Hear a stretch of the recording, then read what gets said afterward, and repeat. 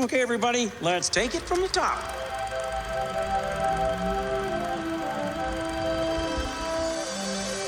To all who come to this happy place, welcome. Hi ho everybody and welcome back to D Plus Us Weekly, the show where we talk about shows exclusive to Disney Plus. One of your hosts, Griffey D. Patton, with me as always is the wonderful, the amazing Mr. Mitch George. How's it going? I'm so tired, Griffin. So am I. We've had a long couple of weeks. Yeah. Why is it that the beginning of the year is always harder? Right? Well, I think part of it has to do with just it being winter. But yeah, that could do it. Seasonal depression's a bitch. yeah, but also like just even aside from seasonal depression, winter just slows you down. Yeah. I read something the other day that Toronto, the city of Toronto, has seen 30 hours of sunlight total this winter so far. Yeah, today was our first sunny day in forever, and I almost hated it. Almost. But then you realized vitamin D, hell of a drug. Fantastic. I need to get one of those fake sun lamps. I saw those at Costco today. I was very tempted, but it was right next to a clearance box of Keurig coffee cups where you got like 100 cups for like $23. It's like, all right, Sun lamp, sunlight, coffee. give me coffee. Of course, folks, we're not here to talk about our weird lives, but I do want to talk about our weird lives for just a second. First off, sorry for missing last week. We are going to just bring these episodes in together. Mitch was off in the wonderful, wonderful world of vacationing, and I'm back. had no power. So Also hate that. weird week last week for us, but we're here today to talk about Percy Jackson again. Thank God. Did I watch one of these episodes on a plane? Yes. Was it the one you think it was? Yes. Yes. Yeah, we're talking today about episode 6, We Take a Zebra to Vegas, and episode 7, We Find Out the Truth, sort of. So we are combining these into one episode, so if you haven't watched either of them, go watch them. Come right on back. Y'all know how this works at this point. We're on episode A lot. of this weekly show. I really need to make a new intro for this show that actually sounds like the weekly stuff. Nah, it's fine. Add that to my to-do list. Now I'm beginning to itch to make assets again. We don't have any new shows to make, so They just need to do another Spider-Man movie, and you'll do an asset for that. yeah, and then waste it. Anyways, yeah, let's talk about. Great episode. I don't know what you're talking about. Well, no, it's a long story. I had a whole thing planned for that, and none of my assets went according to plan. So Fair enough. yeah, let's talk about the actual episodes though. Episode 6 and episode 7. This show is goddamn perfect, Mitch. I wouldn't say it's perfect. I mean, it has its flaws like any young adult production does, but at the end of the day, I think it's fun. I loved both of these episodes. The Vegas episode did feel a little bit short to me. And I think a lot of people had that critique of it. But I think it really played to the strengths of the show. You know, having that moral in there of it's easier to lose things, lose yourself when you're by yourself. And whatnot, having Hermes, Luke, and Luke's dad, and Luke's mom in relation to Sally Jackson and Percy, I think was great. And then for the payoff, for the cliffhangers at the end of that episode, you know, changing some very, very major things, giving them 4 pearls, making them completely miss the deadline by this much, was wild. Yeah, it really changed a lot from both the book and the film, especially the end of the 7th episode, I guess it was, the one from this week. Mm-hmm. That ending, I don't know. Like, that's the nice thing about something like this, where it is adapting as faithfully as it can, something from nostalgia, but doing what it can to subvert those expectations. So when they got the 4 pearls, I'm thinking, oh, okay, we're going in a different direction. It's like, nah, they're just going to lose immediately one, lose one. which is fine. But then they subvert those expectations again by changing the outcome of what happens in the underworld, which I thought was really neat. Yeah, seeing how things work out where it is, you know, I loved that they used the pearl for Annabeth to have to dip early. Mm-hmm. Giving us that, you know, that seed of, okay, what is her regret? If you've read the books, you know. You know what it is. Yeah. We're not going to spoil it here because I think it's a really awesome plot point that I can't wait for them to get to in the show because they got to be making more of the show. Yeah. Yeah, I really like this. I love it particularly in the Vegas episode because like my brain is kind of splitting this off of talk about Vegas and talk about Underworld. Um, I really love the music they used in it. Both of those songs very much talking about running away from your problems, and also just neither of those songs being Poker Face. Which is funny. I mean, like Rick posted on some social media of like normalized bad movie erasure, which I thought was hilarious. Like, no, this doesn't need to be the movie. This can be its own thing. It's great. The Vegas stuff was super fun. How do you feel about Lin-Manuel Miranda as Hermes? I thought it was great, honestly. Like, my introduction to Lin-Manuel Miranda as an actor happened well before my introduction to him as a songwriter, as a playwright.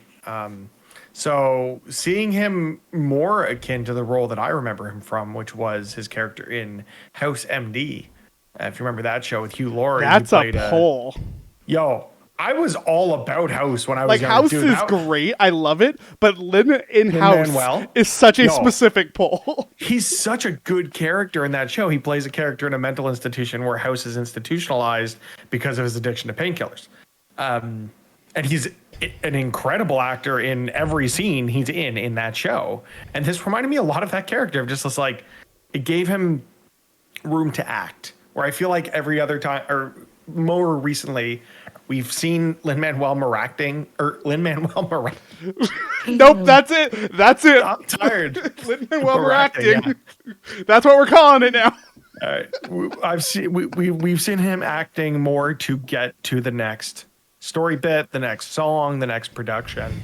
I do like this portrayal of Hermes as this just like beaten down dad of he wants to be a dad. He just knows that being a dad is going to be harmful for him because he's probably experienced that, you know, hundreds of thousands of times over the course of his extended existence, as well as his children and their parents. Right. So excuse the bluntness on this, but I think he recognizes that he's shit at it. He's a shit parent. Great gods, shit parents. Like almost all of the gods are shit parents, but I don't think there's one that isn't. Poseidon's kind of on the fence, especially after episode 7. It's like way to tear out our hearts. Yeah, but we got to talk about that because I was not super into that. I was not expecting that. No, but yeah, for me, like I don't think a lot of the gods don't accept their shit parents. At least not in Percy Jackson and the Olympians. I kind of like that we had that acceptance in Hermes. I think Lynn did a actually fantastic job. I was a little trepidatious, you know. I know him more from the musical side of things. I know Hamilton was great, and now everything wants to be Hamilton, and that does bug me. We talked about it when we talked about Wish, like how. Did we ever do an episode on Hamilton? Way back when, man. That was before you were on the show. Fair enough. I had my roommate on for that episode. It was a time.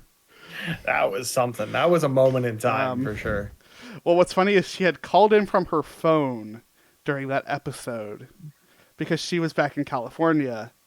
And then her sister took the phone from her at one point so she could talk about Hamilton. Highly recommend y'all listen to that episode. It's a very early episode of the podcast. It's very different. But yeah, I'm used to that version of him. I'm used to him being a little bit more obnoxious with how he is and things. Because I don't necessarily love his directing style, but I certainly love his acting. With the exception, of course, of Tick, Tick, Boom, because Tick, Tick, Boom is amazing. But so in this, like having him just act, he's just acting here. I think it was perfect. I really do think he's great in that role from the moment where he's like, oh, hey, demigods, and like being fun and nonchalant to when he's like, shit, you're friends with Luke. I gotta actually have a serious conversation with you guys. Like, y'all know I'm shit. Mm-hmm. So let's just get to it. Yeah. And all of the Easter eggs to me I loved it in the Vegas scene. Hearing some little child screaming Bianca to the car. This is such a very specific reference. Mitch, I don't know if you caught this, but one of those cars in the garage when they're leaving was made in 1934. 1934 being the year that the D'Angelos entered the Lotus Casino. At least in the books. Who knows what the future is. But just little things like that. It's not beating you over the head with it. We get a little bit more of Grover's story with Pan. I thought that was good character development. Remind me, because I really should have been rereading the book while we were watching the show. Same. I planned on it, but totally dropped the ball. Totally dropped the ball. Same. Do they come to that same realization in the book that they don't have to actually eat the lotuses, that they've been pumping it into the air? Or is that something they did specific to the show? I believe so. I can't remember off the top of my head. I'm going to I'm gonna need Percy Jackson-apedia. Yeah, look, I'm gonna need you to look that up because I just genuinely do not remember. It's been a little bit since I've read the book again. But yeah, and everything with Ferdinand in particular was wonderful. That actor is hilarious. Yeah, that was fun. Mm-hmm. I was watching with my parents, actually. My mom was like, "Is that Mark Hamill?" I'm like, no, it's not. But he does look very, very similar to Mark Hamill. Might as well have been. Yeah. So we got that. We got everything with the animals was funny. Oh, I forgot the major part opening it that is that they were blaming Clarice. Mm-hmm. Which does track with what was going on in the book, right? Mm-hmm.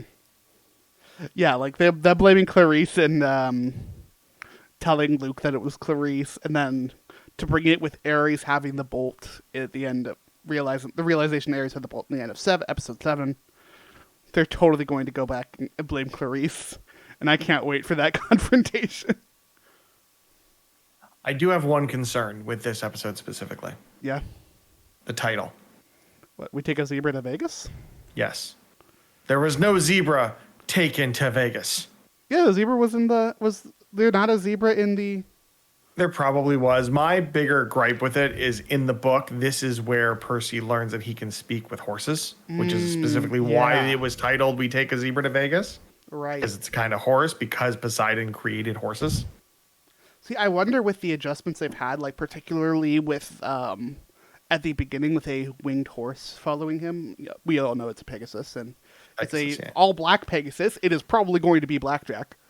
It 1,000% is Blackjack. I'm wondering if they're going to save it for that. That would be good, but it would have been nice. 30 seconds is all you got to add to that episode to have that quick conversation. And then it adds more weight to the conversations that happened in episode 7, the flashbacks with Percy and Sally, which I thought were fantastic. So good. Talking about him, seeing a Pegasus, we'll just call it a Pegasus for now. Mm-hmm. Talking about it, following it, that being part of the reason why this school doesn't want to take him as a student. Ultimately getting to that scene with Poseidon that is just heartbreaking, but also just dick parenting at the end of the day. God's gonna God.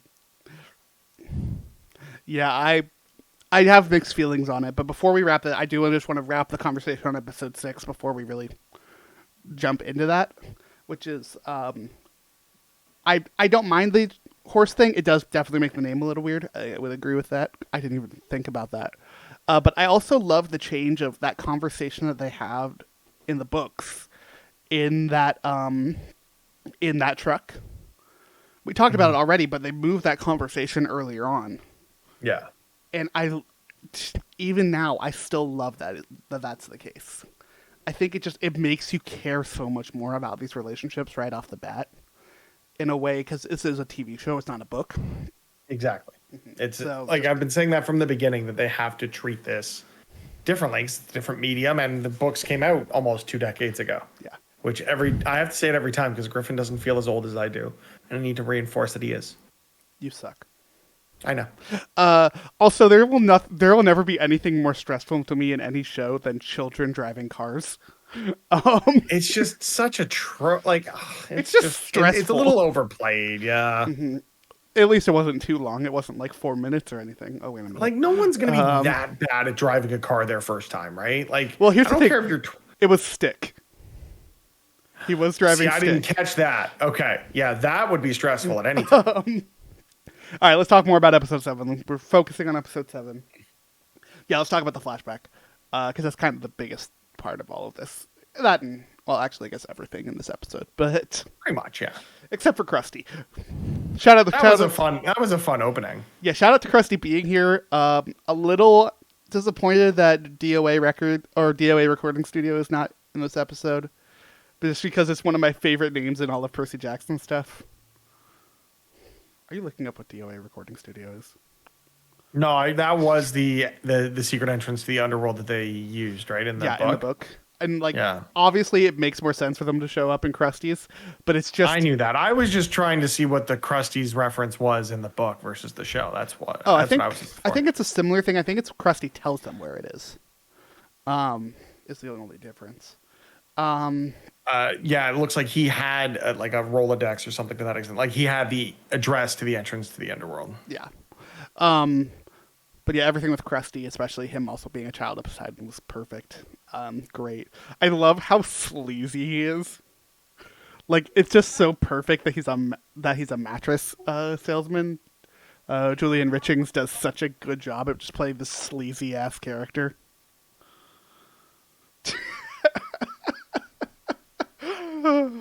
Oh, thank you, Carmen. Yeah. Yeah, how'd you feel about how the actual like set design of the underworld? This is the first time watching this show that I'm disappointed they shot in the volume. For which part of the underworld? Because I think there was one part that looked way better than the rest. Particularly the throne room, I thought looked really not great. The biggest problem I have with green screen and acting, especially with kids, is curly hair. Curly hair is so difficult to make look right when it comes to scenes like that. Like anything with green screen, anything that has chroma cuts, and that scene is not safe from my critique of that. I think it's always going to be a problem. Growing up curly haired kid, like it's still an issue. I turn the wrong way even recording now. My hair's not super curly, but it does have volume. Well, it's because you also have that blur effect on your camera. Well, exactly. But I mean, it doesn't always pick up the blur if I move my head too much because I have more volume to my hair. Mm-hmm. I could turn that off, but I just don't because I'm lazy. It didn't look right to me. Just there's that one shot of like Percy and Grover when they first get there. It's just looking at them on a black floor, and the background just looks not quite right. See, for me, the only issue I had with it was just how empty it was. Yeah. I think the minute they started populating it, like when they come around the wall and there's like the chair and Sally and all the stuff. I mean, you know this is an audio podcast too. Griffin laughing at you doesn't help the audio listeners. It's both. I think it makes it perfect. But audio listeners, I love you, but also visual bits are funny to me. So we had an entire visual what this is. We had an entire visual bit at the beginning of the last thing we recorded. So yeah, I know. We're trying to figure out if you're not watching the YouTube, you're missing out on a lot of prime content. See, no, fuck. That's not how you make a heart with your hand. I'm bringing it back. My brain can't comprehend the Gen Z heart hand thing. Just, I don't. It's like you're close. Yeah, Ben. There you go. See, you're doing it. Good job. It doesn't look like a heart. It looks like sunglasses. Oh, okay, as opposed to this doesn't look much like a heart either. It does. Like I mean, again, it's all about framing. You have to frame it at the camera. Yeah, that's why I guess you're right. Actually, this looks like the heart from Kingdom Hearts, so that's why I'm here for it. You're of gang signs now. We're idiots. What was the thing as a kid? It was like, here's a church. Here's no. a church. Here's the people. Yeah. Open the door. Here's a church. Here's a steeple. Open the doors. See all the people. That's kind of shit we grew up on, Griffin. All right. I had that too. Okay, I didn't know. I'm young. I'm not that young. I didn't know if it was a Canada thing or not. All right. That's fair. We had MSN Messenger. Y'all did your AOL bullshit. I was too young for AOL. Fuck you. At least we were both too young for ICQ. I don't even know what that is. God damn it. I love this. Let's go back to the underworld for a second here, though. Yeah. Agreed. It wide open, kind of. It wasn't great. It wasn't distractingly bad. Like it can No, get that was in, the only Mando. that one. Yeah, that one cut I mentioned was the only one that really stood out to me. Now thinking back, and I'm like, oh It yeah, was there was that, a lot. and then the first shot with them in the more desert-looking area. Like when they first get there. When they get out of Asphodel, when they get out of the forest. Oh, okay. Right yeah. Like before even that Grover's, first scene where they, yeah, right like before even that first scene where they pop up in the desert. It's like, oh yeah, But this is Mando. But season aside 1. from that, like I love the design of it. I love everything being dark and drab. I love that we're not doing that fire and brimstone look. I hate that look for the Underworlds. Because well, that's what we got in the movie, right? Well, yeah, because so for reference, when it comes to mythologies, and I'm using mythologies very loosely to talk about both ancient mythology as well as current day religion, there's really only one, quote unquote, underworld that is fire and brimstone.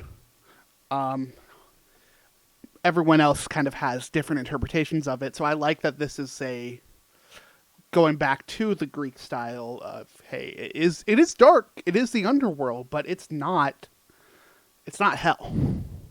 No, well, and I think, is it Jay or Mark Duplass? Jay Duplass. Jay Duplass, right? Yeah. Sorry, we had this conversation before we started recording because I know his brother Mark very well from watching The League, which we should totally do an episode on The League. Have you watched The League? Is it on Disney Plus? It's FX, baby. Oh, that's Hulu content. Hey, add it to the list. We'll do that after we do Final Fantasy: The Spirits Within. That's not on our Disney Plus, but okay. I'll send you. I have a VPN. I have a VPN. It's fine. I will send you the DVD. This is not sponsored by NordVPN. But use it and pirate it. I didn't say that. I didn't say that. It's not going to go out on YouTube or anything. For academic reasons, for study, fine things. No, I think Jada Plus was perfect as Hades. Yeah, and I love the like you need to be a comedic actor to play that character. We saw the same with Steve something. In which episode? In the movie. Oh, in the movie. Oh, in the movie. Steve, I know it's not it starts right. with a B. I can see his face. Steve, or not a B. Steve Coogan. See, were you thinking Coogan. of Steve Buscemi? Maybe. No, I was thinking the name Steve Buscemi, but knew that wasn't this Steve. This is Steve Coogan, who was in the Percy Jackson movie. He was great as Hades. He was great as Hades, and I think you need that kind of dry. Well, I mean, in that case, it was kind of over the top humor. I think here you've got this kind of like dry, laid back humor from Jay Duplass, which is honestly just perfect. Yeah, I love this depiction of Hades. Hades. Like Hades is very much the kind of forgotten brother of the big three, to an He extent. kind of likes it that way, where he's just like, I don't want anything to do with this shit. Just give me my stuff back. And like, I love. Don't get me wrong. I like the punk rock look that they did in the movie. But him being in this, it was a little too Ozzy Osbourne. Yeah. Yeah, but like hear him being very buttoned up, very friendly. Like, nah, I got my shit together, man. Like, we're good here because he has to be. He is the god of death. Like, there is a system in place here. I thought he did a very good job with that. Yeah, he was great. And he was never like overly threatening. I love the reveal of like, no, I want my helm. I couldn't care less about the Thunderbolt. Why would I want the Thunderbolt? Then the realization of Kronos. He's like, nah, give me all the shit you got. We're in fucking trouble. Dude, so good to like explain the threat of Kronos. Like, I feel like they've done such a great job. Now we can finally talk about who the mysterious voice is. I think they did a great job of setting up just how terrifying Kronos is throughout this season. Yeah. And while he isn't necessarily going to come to play much in this season as an actual villain, as an actual enemy that they will face. Maybe like a post-credit scene at the end with Luke or something. We are getting a post-credit scene at the end. So I'm betting now. I am making the bet now. Trailer for season 2. I could see it being something along the lines of the teaser at the end of Loki season 1 of like season 2 confirmed. Mm-hmm. It's just going to be Luke on a cruise ship. Yeah, that's all you need. That's all I need. I also do like the actor who played Krusty was also in the Percy Jackson movie. Yeah, yeah. he was Chiron, the ferryman, not Chiron the Pierce Brosnan Yeah. in the movie, which doesn't get confusing at all. No, not well. Although One credit is to the actors here, they did try to make them sound different, one is with an I, one is with an A. That's the difference. but it's still Chiron. There's no difference. But yeah, everything was great in this. I want to talk a little bit more about the actual like leading up to Hades stuff. Like, there's the other parts of the underworld because I thought they were really cool. Everything with Serby, with Cerberus, was Lovely. great. I think it was a really smart decision to not show too much of Cerberus because when it comes CG's to expensive. that, but also when it comes to CG, a 3-headed dog will not always look good. I mean, how do you beat?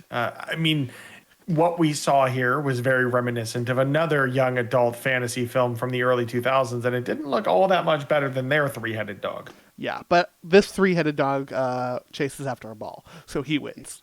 Because I love that. One of my favorite The goodest of adaptations, right, of like Cerberus is like Cerberus is just a dog.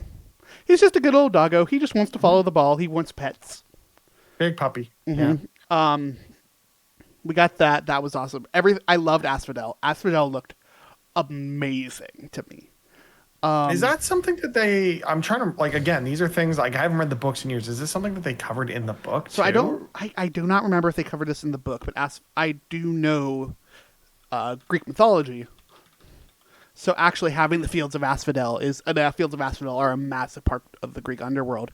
It's, trying to bring up, it's essentially a field of ash. Asphodel is an actual flower. But basically you have the actual entrance, right, which is we saw. You have Tartarus, which we saw. That's the big, massive pit where all monsters end up going. You have the Asphodel Meadows, which was where all of the most of the deceased end up. It's essentially purgatory. And then you have Elysium, which is for heroes of Greek mythology, essentially, or Greek terms. Technically, you also have the Isles of the Blessed, but those are a little separate. So looking it up, there were references to the Fields of Asphodel in the book, but they don't go there. They do go there. Which is one of those things that, like, books. Percy sees all in the later books. I mean, in the Lightning Thief, it's like he's there, it's off in the distance, looks depressing as fuck. Let's move on. Whereas here, it's pretty pivotal. Of like, oh, they gotta go into this next thing without their smartest person. Oh no, what will they do? Yeah, with your now? most emotional person without a leash. Yeah, like I said, I really do think this is a great episode. I think they did everything with it so well, except for like a couple of minor things that honestly aren't huge deals to me. I do think that like Hades Palace eventually looked fine, but also Hades Palace being upside down was fucking dope. That was cool. I'm like, oh yeah, it makes it, and honestly, it makes sense. It's the underworld, but he's as close as he can be to the surface without being there.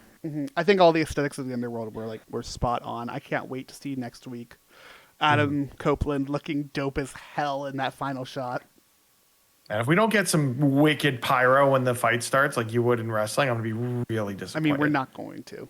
I know we're not. But side note, I sat downstairs today and watched this episode while I was on an exercise bike. When I finished the episode, I flipped over to that WWE network there, because down here it's just a paid channel and I only pay for it to get the pay-per-views. Fair. And what was on but the 2020 Men's Royal Rumble match? And I turned it on just as number 23 was walking out, which was Edge's return to professional wrestling after triple fusion surgery and 9 years. It's like, how better timed could I have had? Like, the reminder I had for a people who great don't day. watch wrestling, Edge is Adam Copeland. Oh, yeah, sorry. Yeah, so like that was fun. And I'm glad I got to experience that moment again today. That scene, like that match it'll never not bring me joy. Yeah. It's just so great. I hope we see more of Adam Copeland. Like, I know Ares isn't like a massive character after the Lightning Thief, but I just want more of him because he's just great. Like, like Ares sucks. His but like punishment is Adam that he is has great. just punishment. He has to go work at the camp or something. Just give me more Adam Copeland. Yeah, he has to go train people every once in a blue moon. Hey, God, can you there's imagine Adam presumably some Copeland fights and coming up. You know, I mean, I could see him as like the head athletics counselor at camp or something. No, Sure, that go for it. position's already taken. Nah, it's fine. You haven't read Heroes of Olympus, have you? No, I've only read the first 5 books, and then I think the first book of the Roman series, The Lost Hero, I think it was. The Last Hero is the first of the Heroes of Olympus. He's the. Oh, sorry. So yeah, then the character I'm talking about is in the Last Hero. It's the gym teacher. But that was the other camp, wasn't it? No, that's he goes to Camp Half-Blood. Oh, okay. And then he joins them on their ship later on. It's a whole thing. You should read Heroes of Olympus. It's great. But can you imagine just like Adam Copeland and Jason Mantzoukas? like now I can't think of anything but that. So thanks. I love doing it. That's all I want. Obviously, folks, we'll be talking about next week's episode, the finale of season 1. I'm calling it now that we're getting a season 2. Please. There's no way we're not. The show is too good for them to not do more of. But obviously, we will be here to talk about it next week, but that's next week. We have to wait a whole week for this, Mitch. If people want to keep up with us before then, though, where can people find us? YouTube's the best spot right now. YouTube.com/@D+us. We should be posting more on socials. We're not, and I have a New Year's resolution to try and change that. I'm going to make some TikToks tonight. Yeah, look at us. Or, I mean, you and me coming up with things I want to do and then not doing them. Yeah, fair enough. Of course, folks, keep an eye out for all of our stuff. Keep an eye out for other videos here on the channel, like our normal show, where we most recently talked about Echo. To go watch that if you have seen that show. You know what, Griffin? I really hope we do get a season 2 of the show. You want to know why? Why? Great show. I really want to just keep going, give it legs. Is it because of No. Is it because season of 2? No. Season 2 means we have to watch the movie. Okay, so here's the thing. I hate that movie with a fiery passion. Awful, but we have to do it. But there will be no better line in anything than the moment when Luke walks out of the cruise ship and it's like, get off my roof. But yeah, obviously we'll get to that if I'm forced to watch that god-awful movie. And if you saw the last episode where we talked about the first movie, I'll be even worse. Cannot wait. So yeah, go check out all that stuff. We will see y'all in the next episode. But until then, have a magical day.